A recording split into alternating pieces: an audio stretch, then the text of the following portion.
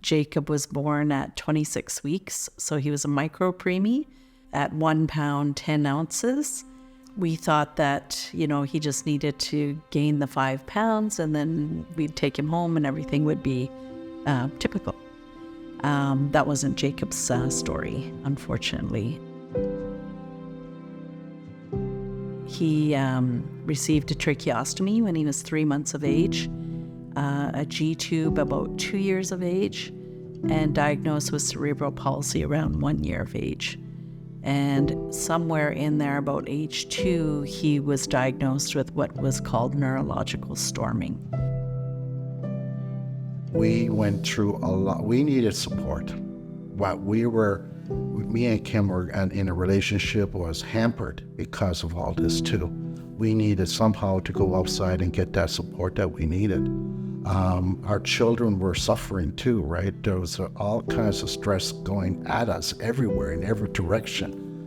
So we decided that we needed that outside support to help us too. So we had this multi sort of support piece out there. But in terms of stress, it was unbelievable at times. It was, like we didn't see each other. Like I'll stay up all night long and then a nurse comes in the morning and she takes over or he takes over and I go to sleep for 3 or 4 hours or even less to drive Jacob to his next appointment.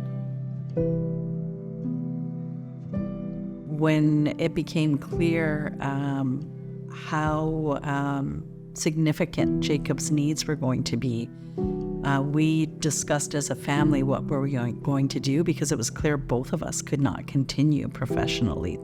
That was just an impossibility.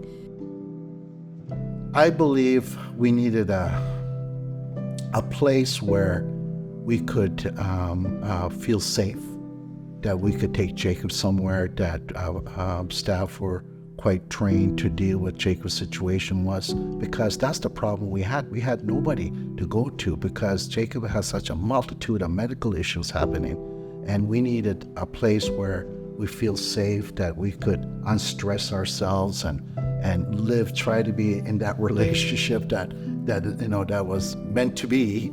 And but it was something that it was really tough, but something like that during that 10-year period would have helped us a lot. A ton, because what we ended up having to do, and I didn't really appreciate this until after, we literally were running a hospital out of our home. Like we did fundraising to actually build an accessible home and build it in such a way so we basically created a medical facility for Jacob in the front part of our home. It's fully accessible. That cost a lot of money to do. And we basically created medical respite from home. And because Jacob was cognitively typical, he needed to have staff that he knew and trusted and that he had a safe place. So going to these one-off places, he didn't know the staff. But if we would have had a hospice in Hamilton of people that knew him, it could have become a place where we had a lifelong relationship with them, and he would have known and felt comfortable and been safe, and in turn we would have felt comfortable leaving him. But yeah, the lack of training is a huge issue. And like I said, it's one thing to learn how to handle a trach and a G-tube. People can learn that. But when Jacob was storming, he just went into another stratosphere that was just beyond. Even in the hospital, they could not settle him when he was in full tilt. So, let alone respite. Yeah, medication was the only solution, and we didn't like that, but we had no choice. And even that didn't always work. No.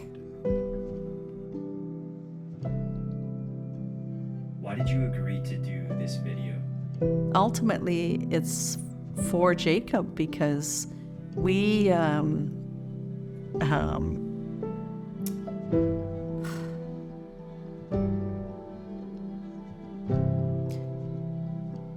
lived the gaps and we lived the challenges with him. Sorry, it's hard to talk about that. And if we can help another family to have an easier time, then we want to do that, because it was not easy what we went through. And not every family has the resources or support to do that. And I believe Jacob wants us to help those families.